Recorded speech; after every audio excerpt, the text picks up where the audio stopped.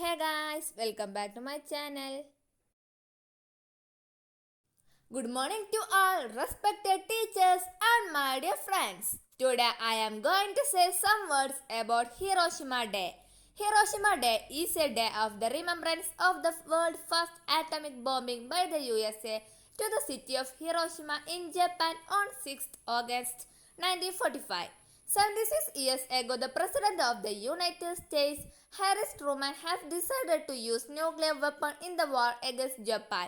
World's first atomic bomb was dropped on the city of Hiroshima at 8:50 am. After 3 days, another bomb was dropped on the city of Nagasaki.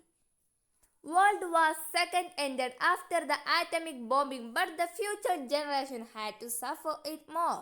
Because of the radiation, more than 2 lakh of people were died and many more were injured. Majority of Japanese infrastructure were damaged and it ultimately affected Japanese economy. The entire world was shocked to see the terrible situation of the Hiroshima, and people still argue over the decision of the USA to use atomic bomb in the war.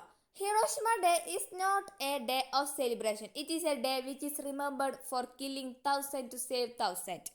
Japan had went through the worst phase that they could ever face, but because of their vision, hard work, dedication and determination, Japan has grown drastically, and currently Japan is the world's third largest economy.